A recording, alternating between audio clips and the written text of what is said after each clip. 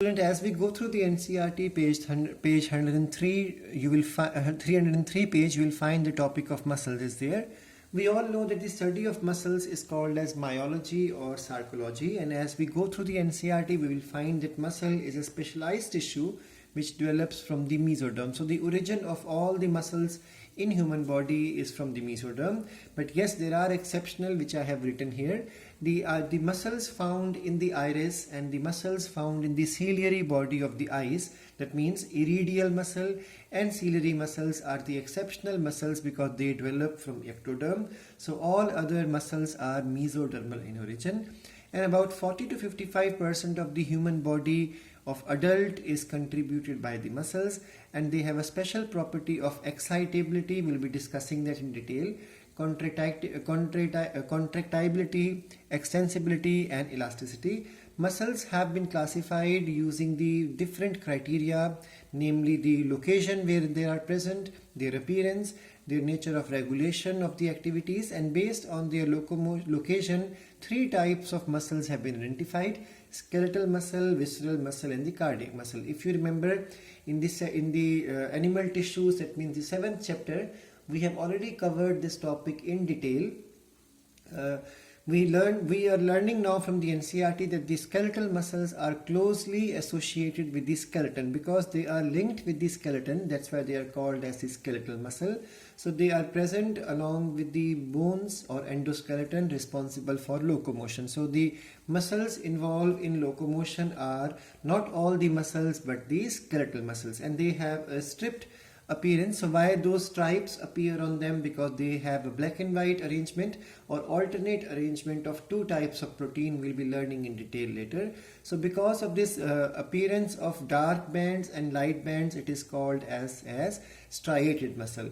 As these activities are under the control of voluntary will of the individual or the nervous system, that's why they are also known as the voluntary muscles, and they are primarily involved in the locomotory action and changing of the body posture.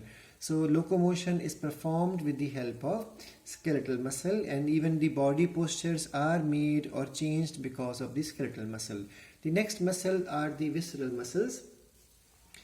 The visceral muscles are located in the inner wall of the hollow visceral organs of the body, like the alimentary canal, the reproductive tract, and they do not exhibit any striation and they appear to be smooth. So they are also called as non-striated muscle, also called as smooth muscle, because when we observe them through microscope, they do not seem to have the alternate arrangement of light and dark band. Reason is that it is all haphazardly arranged, randomly arranged, so there is a uniform appearance which appears to be a smooth one. And this muscle is associated with the hollow visceral structures of the human body. So all internal tissues and organs will carry this muscle. That's why it is also called as the visceral muscle.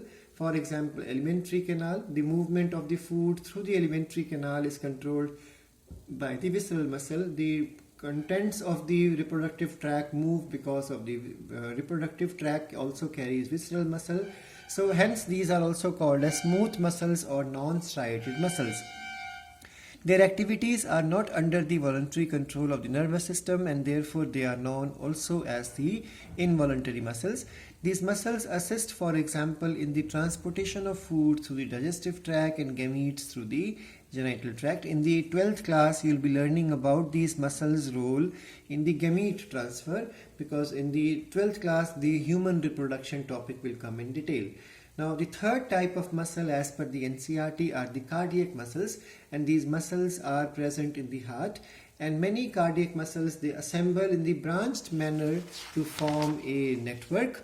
And based on the appearance, cardiac muscles are also striated muscles, and they are involuntary in nature, as the nervous system does not control their activities directly. So this much is given in the NCERT. Now let's try to link this concept with the notes which you have already covered in the 7th chapter. that the muscular tissue is the tissue involved with the movement of the body and its parts of the body, and it constitutes 40 to 50% of total body weight, and it is developed from mesoderm except for the iridial muscle, which develops from the ectoderm. Now we all know that the muscles, basically in the embryonic stage, there are some precursor cells. The original cells which give rise to the muscles are called as the myoblasts. So myoblasts give rise to the myocytes, and myocytes are also called as the sarcocytes. Sarco word is basically used for the skeletal. So skeletal muscle cells are called as sarcocytes, also called as the myocytes. The main property of the muscular tissue is the ability to undergo contraction and relaxation, and there are certain terms which are used in the case of the skeletal tissue. For example, the plasma membrane of the skeletal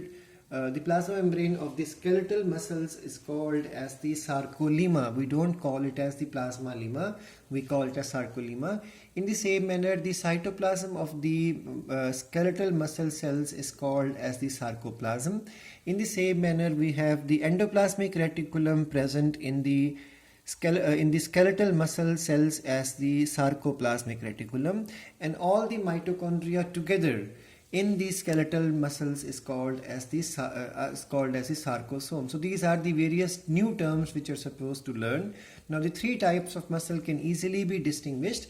The smooth muscle, which is also called as non-striated, and visceral muscle, the reason which you have already covered, that they are not in our control. They are found in the hollow internal structures of human body, and they do not appear to be having a pattern of black and white or dark band and light band. So they are called as non-striated visceral muscle as well as the involuntary muscle.